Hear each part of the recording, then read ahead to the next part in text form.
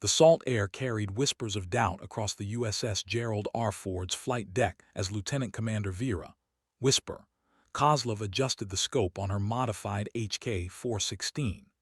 The weapon looked almost toy-like in comparison to the Barrett M82s the Navy SEALs were prepping nearby. At 5'4" with calloused hands that betrayed years of precision work, Kozlov had heard every joke about her unconventional choice in equipment. What they didn't know was that her rifle had been custom-built by a gunsmith in Montana, who understood that sometimes the quietest voice carries the furthest. The target that had everyone stumped sat 3 miles out on a cargo vessel suspected of harboring high-value assets. Intelligence suggested a terrorist financier was aboard, but conventional long-range elimination had failed twice. The ship's erratic movement in 12-foot swells, combined with crosswinds gusting at 25 knots, had turned it into what snipers called a widow-maker, a shot that ended careers and haunted dreams. Commander Jake "Thunderbolt" Morrison, the SEAL team leader, glanced at Kozlov with barely concealed skepticism. His Barrett could punch through engine blocks at 2 miles, but even he'd missed the mark yesterday. The brass had called in Kozlov as a last resort, and everyone knew it. She'd arrived on a Seahawk helicopter just after dawn, carrying nothing but her rifle case and a reputation that preceded her like morning fog. Whispered stories of impossible shots in Afghanistan, of Taliban commanders who simply vanished without a sound. "Ma'am, with respect," Morrison said, his voice carrying across the deck as other team members gathered around, "that pop gun of yours is rated for maybe half the distance we're dealing with here." A few chuckles rippled through the group. Kozlov didn't respond immediately. Instead, she knelt beside her weapon, running her fingers along the barrel's custom rifling marks like a pianist checking her instrument. The mystery wasn't just the shot itself. It was why Command had specifically requested Kozlov for this operation. Her service record was classified beyond most clearance levels, but rumors suggested she'd once eliminated a target at an impossible range during a sandstorm in Kandahar. The kind of shot that belonged in legend rather than official reports. As the sun climbed higher, painting the ocean in shades of steel and amber, Kozlov finally spoke. Her voice was quiet, almost lost in the wind, but every man on deck leaned in to hear it. "Gentlemen, distance isn't everything. Sometimes it's about understanding the silence between heartbeats." She chambered around with practiced efficiency. "Sometimes it's about knowing when the ocean holds its breath." The cargo ship continued its lazy dance 3 miles away, unaware that its fate hung in the balance of a woman whose call sign had been earned in shadows most people couldn't imagine. The SEALs watched with a mixture of curiosity and doubt as Kozlov began calculating variables they couldn't see, measuring forces they didn't understand. What happened next would either cement her legend or end her career in spectacular fashion. The operation had begun with a simple intelligence brief at 400 hours. A high-value target, designation Nightfall, was believed to be aboard the merchant vessel Anastasia, currently holding position 30 nautical miles off the Syrian coast. 3 previous elimination attempts had failed, 2 by Marine scout snipers and 1 by Morrison's own team. The ship's erratic movement patterns, combined with sophisticated counter-surveillance equipment, had made conventional approaches impossible. Kozlov had been finishing her morning coffee in the carrier's mess when Captain Sarah, Iron Lady, Rodriguez found her. Rodriguez was old-school Navy, the kind of officer who'd earned her stars through 2 decades of proving herself in a man's world. She understood what it meant to be underestimated. "Vera, we need your particular skill set," Rodriguez had said, sliding a classified folder across the table. 3 miles, moving target, impossible conditions. The kind of shot that separates legends from footnotes.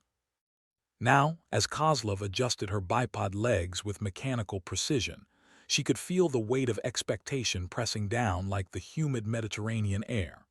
The Anastasia wallowed in the swells, its rusty hull catching glints of sunlight.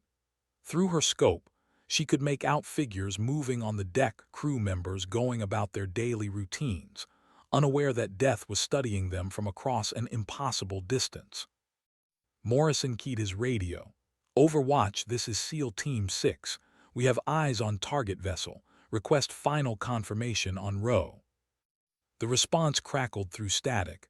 "Thunderbolt, you are cleared hot.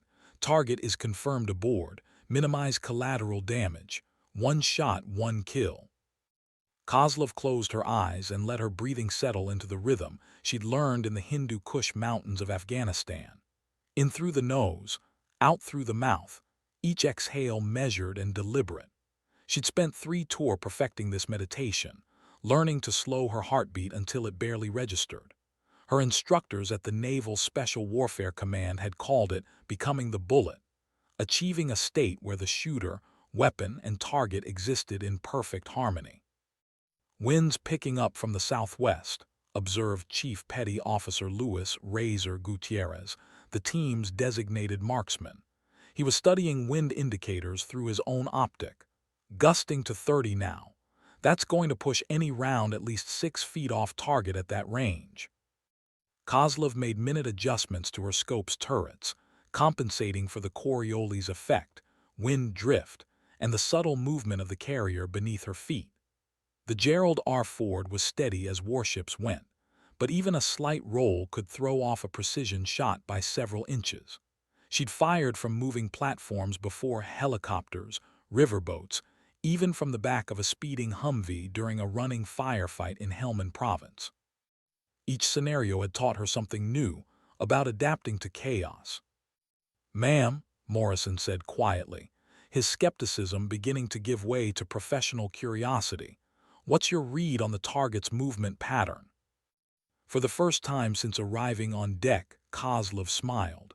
It was barely perceptible, just a slight upturn at the corner of her mouth, but it carried the confidence of someone who'd found their element. "She's not random, Commander. Watch the bow for 30 seconds. The Anastasia rises and falls in a predictable pattern, riding the swells with mechanical precision, despite her age and apparent neglect." Kozlov had spent the last 20 minutes studying this rhythm, mapping it against the wind patterns and the carrier's own subtle movements. Most snipers would see chaos in the dancing ship, but Kozlov saw mathematics. She saw the moment when all variables would align for exactly 2.3 seconds, just long enough. Morrison watched through his binoculars, counting the seconds between the ship's rise and fall. Gradually, his expression shifted from skepticism to understanding. The Anastasia wasn't wallowing randomly. She was caught in the grip of a deep ocean swell that repeated every 47 seconds. For a brief window at the peak of each cycle, her movement would be predictable enough for a precision shot. "I'll be damned," whispered Gutierrez. "She's riding a standing wave pattern." Kozlov nodded, her eye never leaving the scope. "The question isn't whether I can make the shot, gentlemen. The question is whether our target will present himself during the window." She adjusted her position slightly, feeling the deck's vibrations through her body. The Gerald R. Ford's massive engines created their own rhythm, a deep thrumming that she'd learned to filter out during her first carrier deployment. Through her scope, the ship's deck came into sharp focus. She could see individual crew members, their movements casual and unhurried. A man in a white shirt emerged from the superstructure, not their target, but close. Intelligence had provided detailed photographs of Nightfall, a Syrian arms dealer whose network had been responsible for smuggling weapons to terrorist organizations across the Middle East. The man was paranoid, rarely appearing in open areas, and when he did, it was never for long. The radio crackled with an update from the ship's intelligence team. "All stations, this is Watchtower. Target has been observed moving toward the portside deck. Window opens in approximately 8 minutes. Morrison glanced at his watch, then at Kozlov. "That's cutting it close. You sure about this?"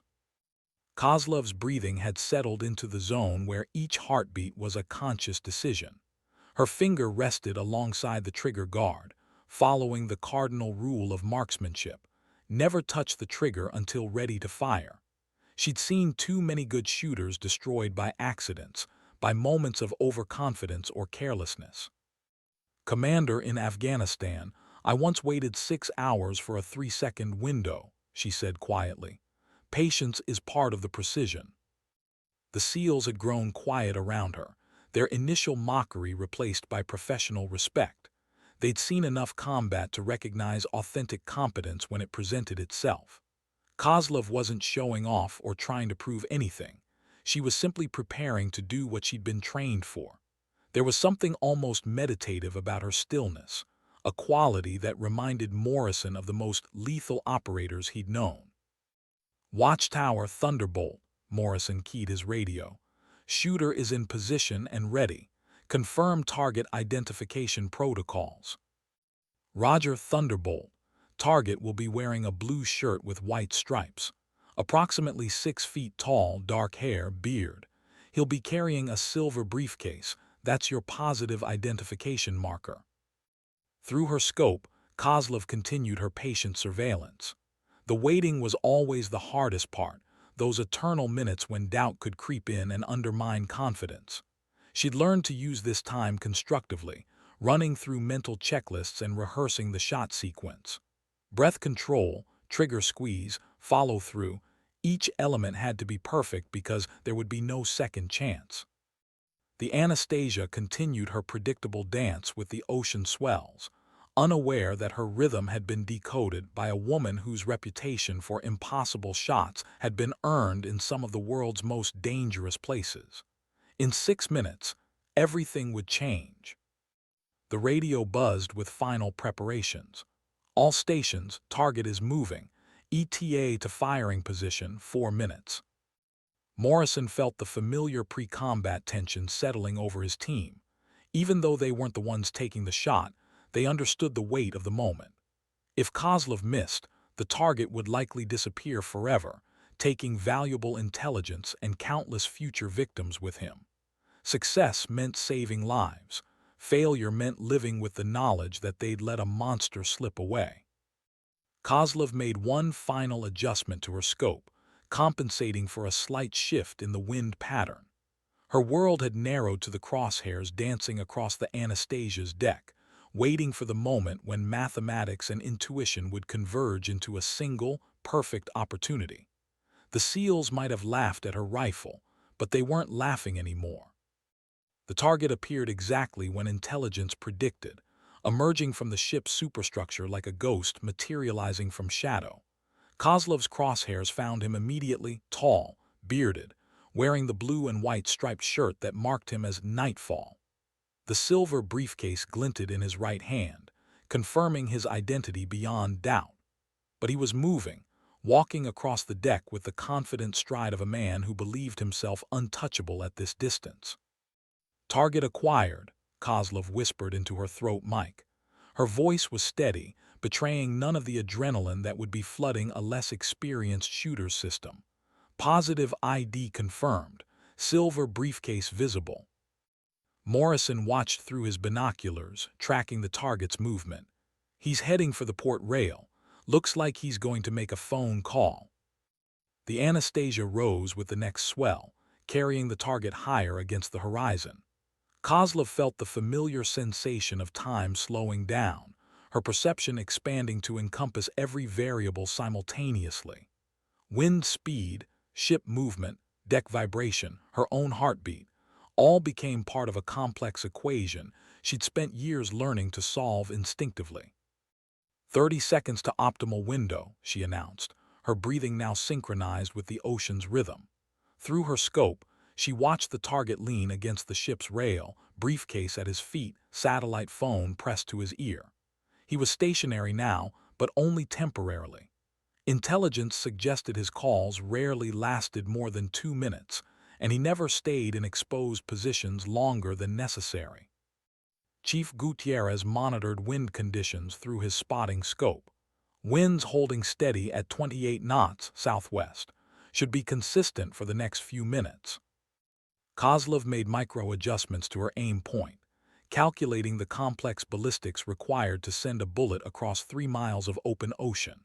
Her custom ammunition, match-grade 77-grain hollow points loaded to precise specifications, would drop nearly 80 feet during flight and drift several yards in the crosswind. but she'd made similar shots before, in conditions that would have challenged the world's best snipers. The target finished his call and turned to face the ocean, momentarily presenting a full-profile target. Kozlov's finger moved to the trigger, applying the first stage of pressure. The Anastasia began her rise with the next swell, lifting the target into the precise position she'd been calculating. "Taking the shot," she whispered, her voice barely audible above the wind. The Gerald R. Ford steadied momentarily between swells. The wind held its breath. The target stood motionless, backlit against the Mediterranean sky. For 2.3 seconds, all variables aligned in perfect harmony. Kozlov's trigger finger applied steady, straight-back pressure until the rifle fired with a suppressed crack that was almost lost in the ocean breeze.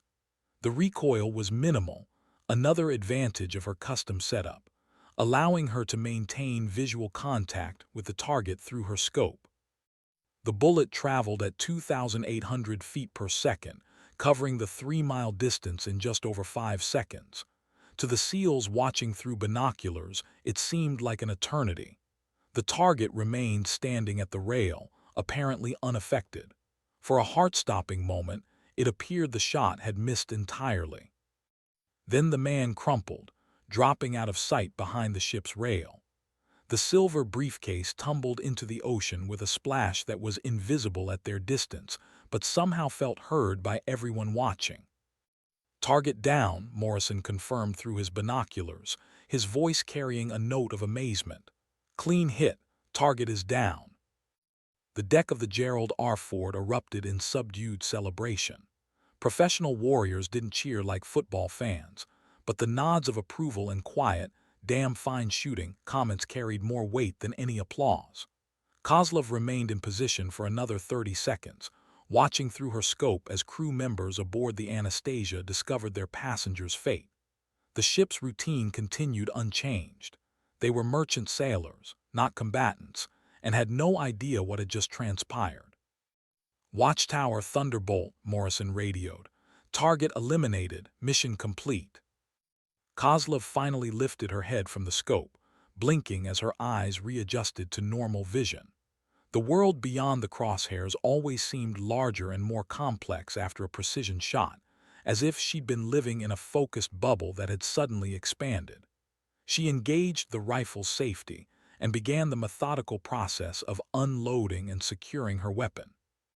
Chief Gutierrez approached with genuine respect in his expression. "Ma'am, that was something else entirely. 3 miles in these conditions with that caliber weapon. I've never seen anything like it." Kozlov nodded acknowledgement but didn't smile. She never celebrated after a shot like this. Taking a life, even a justifiably targeted life, wasn't cause for celebration in her mind. It was simply a necessary action in service of a greater good. The weight of what she'd done would settle in later, joining the accumulated gravity of every other life she'd taken in service to her country. Morrison extended his hand, and for the first time since she'd arrived, his expression held no trace of skepticism. "Lieutenant Commander, I owe you an apology. We all do. That was the most impressive piece of marksmanship I've witnessed in 20 years of special operations."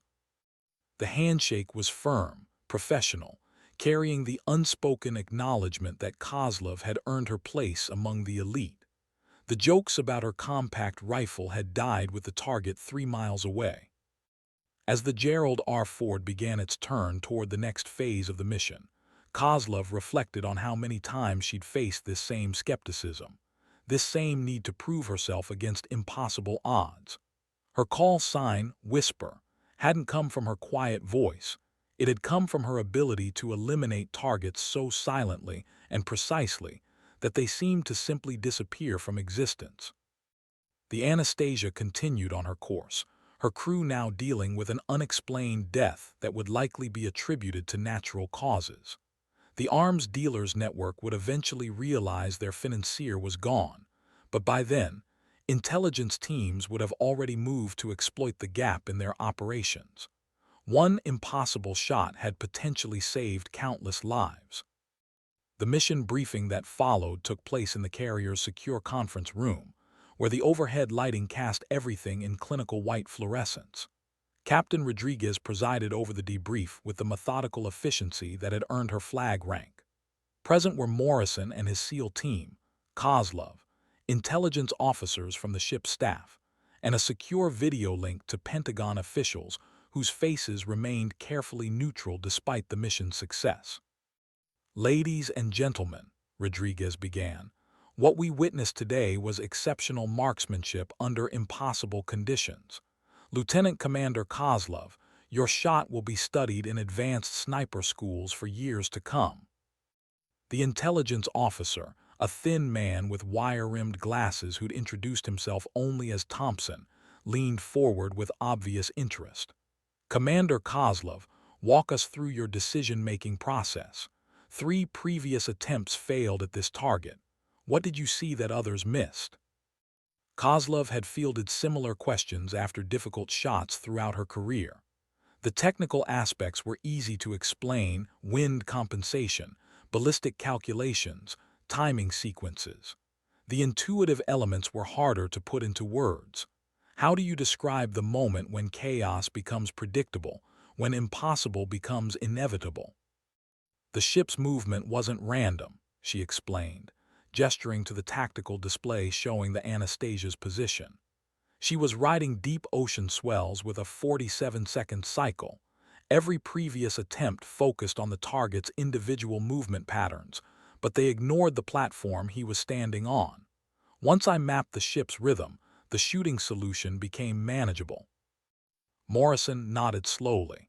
The previous teams were fighting the environment instead of using it. "Exactly. My rifle's shorter barrel actually became an advantage in the crosswind. Less surface area for the wind to grab, more maneuverable on the carrier deck. Sometimes conventional wisdom needs to be questioned." Thompson made notes on his tablet. "Your ammunition choice was also unconventional. Most long-range shooters would have selected a heavier bullet for better wind resistance." "Heavier bullets are more stable in wind, but they also have longer flight times," Kozlov replied. "With a moving target on a moving platform, sometimes speed matters more than mass. My hand-loaded 77-grain rounds gave me the velocity I needed while still maintaining accuracy at extended range." The Pentagon observer's voice came through the secure video link with slight transmission delay. "Commander, your service record indicates similar shots in Afghanistan and Iraq. Can you elaborate on the techniques that transfer between combat environments?" This was always the difficult part of debriefings, discussing classified operations that officially didn't exist. Kozlov chose her words carefully. "Each environment teaches you something different. Desert shooting in Afghanistan taught me about mirage and temperature differentials.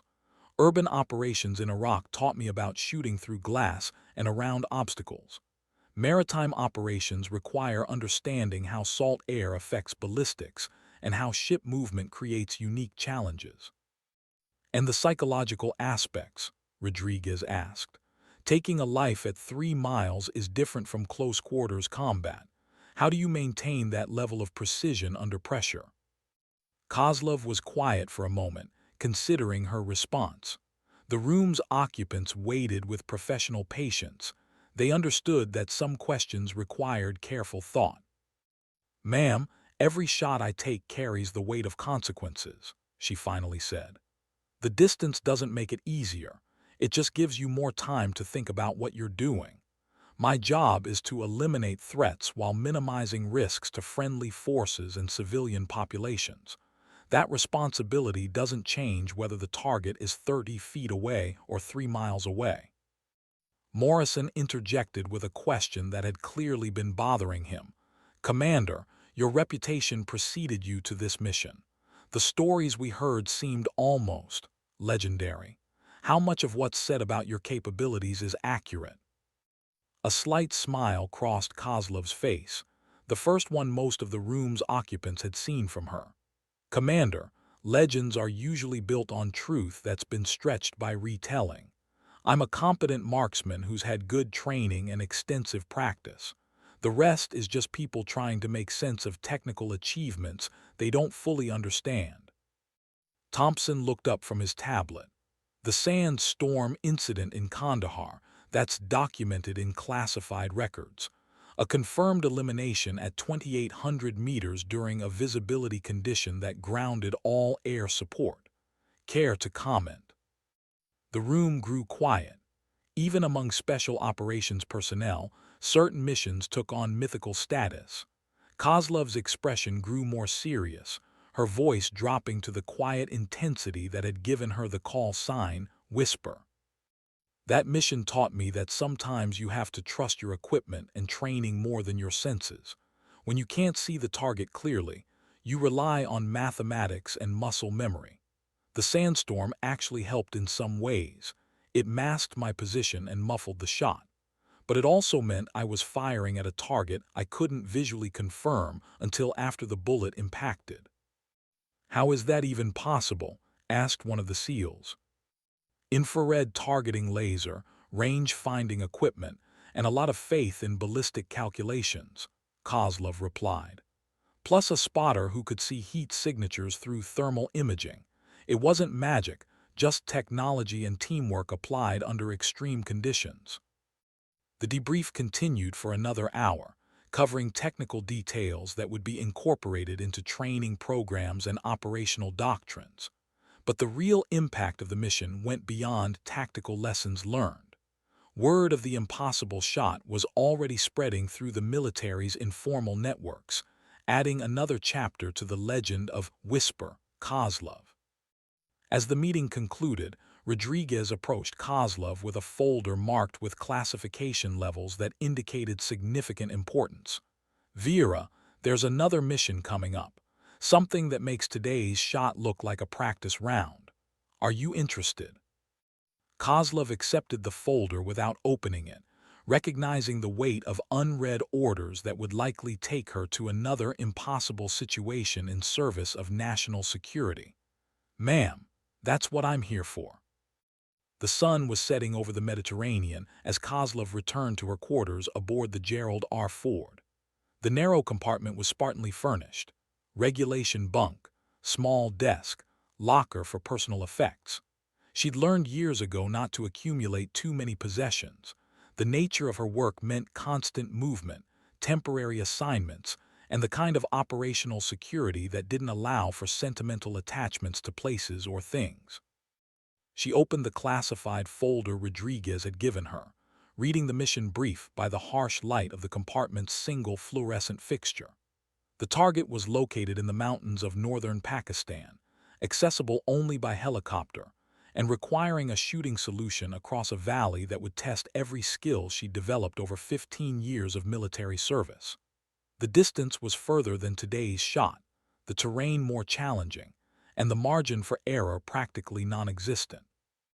As she studied the topographical maps and intelligence photographs, Kozlov reflected on the path that had brought her to this moment.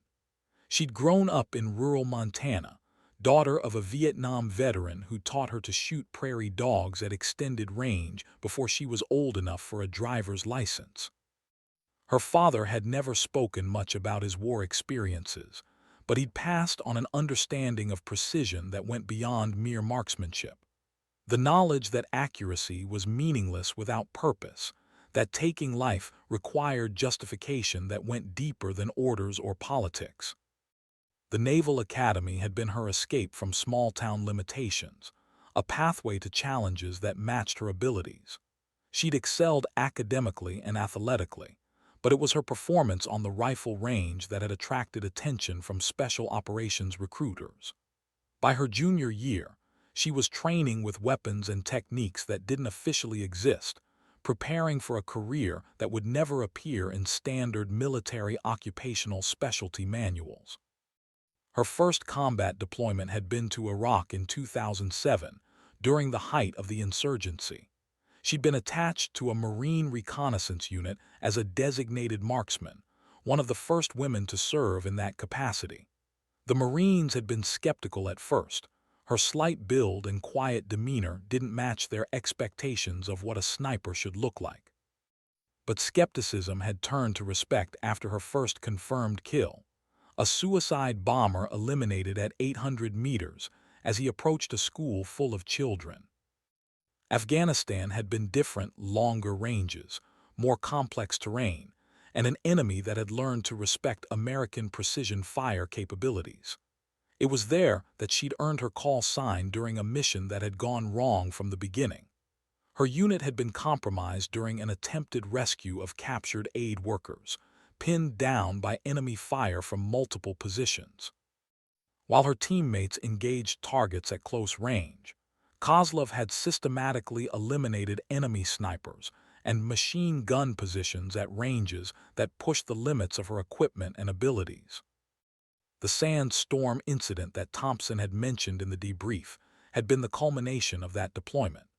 Intelligence had located a high-value target in a compound that was heavily defended and situated in terrain that prevented conventional assault.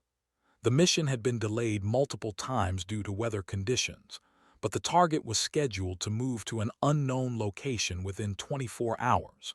When the sandstorm hit, most commanders would have scrubbed the mission. Instead, Kozlov had requested permission to attempt the shot using thermal targeting equipment and mathematical calculations that bordered on theoretical.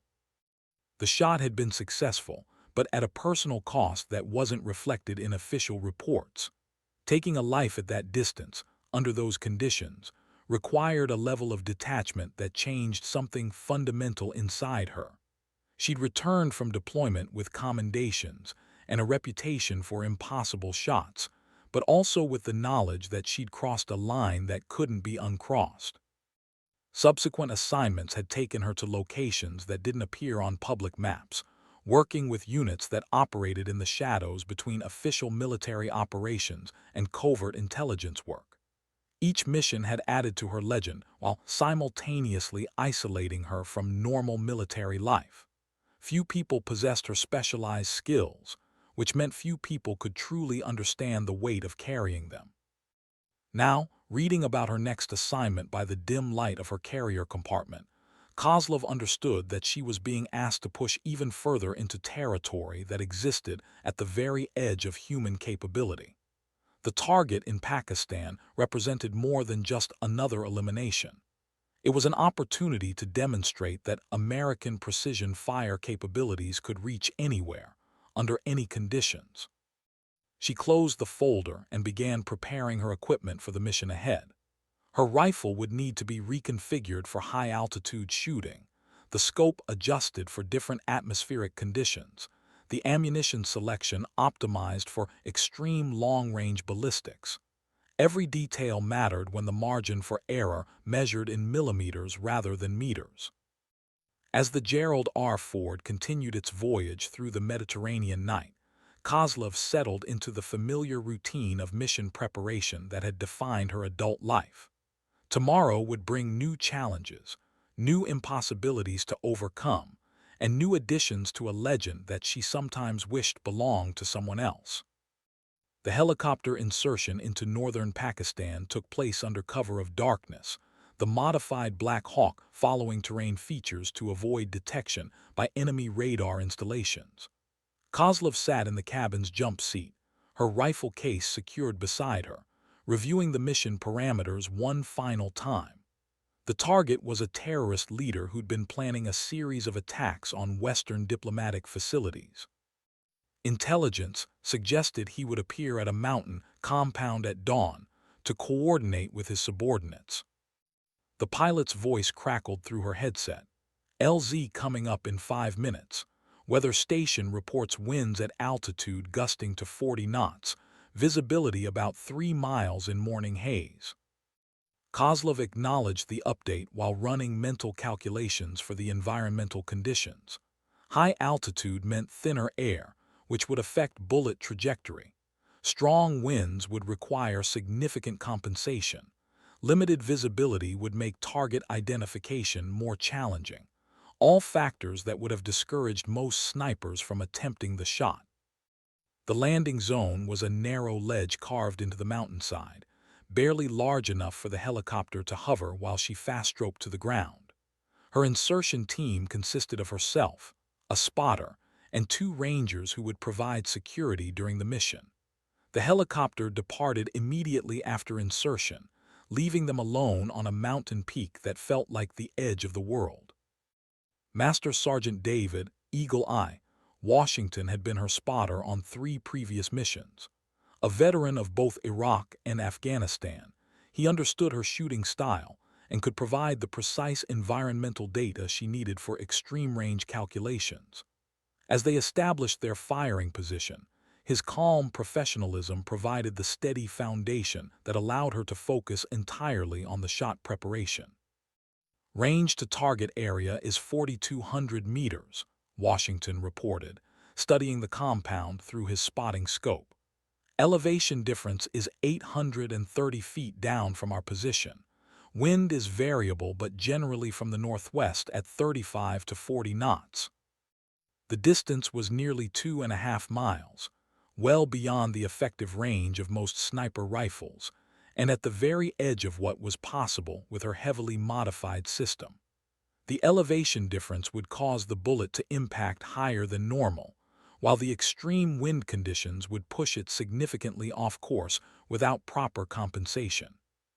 Add the thin mountain air and variable atmospheric pressure, and the shot became a complex physics problem that would challenge a supercomputer, much less human calculation. Kozlov established her firing position behind a rock formation that provided both concealment and a stable shooting platform. The compound below was barely visible without optical assistance, appearing as small structures scattered across a valley floor that seemed impossibly far away. Through her scope, she could make out individual buildings and the movement of personnel, but the details were indistinct through the morning haze.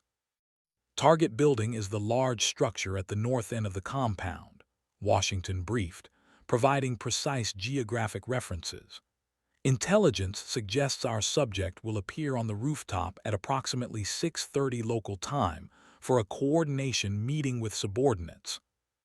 Kozlov began the methodical process of preparing for what would be the most challenging shot of her career. Every variable had to be calculated and compensated for. Gravity drop over the extended range, wind drift in multiple atmospheric layers, temperature differentials that would affect air density, even the Earth's rotation, which would cause the target to move slightly during the bullet's flight time. Her rifle had been configured specifically for this mission. The barrel was a custom-manufactured piece that had been hand-lapped to tolerances measured in thousandths of an inch. The scope was a military-grade optic with computer-assisted ballistic calculations. The ammunition was match-grade rounds that had been loaded to specifications so precise that each cartridge was individually weighed and measured. Atmospheric pressure is 24.8 inches of mercury, Washington reported, monitoring environmental conditions through electronic sensors.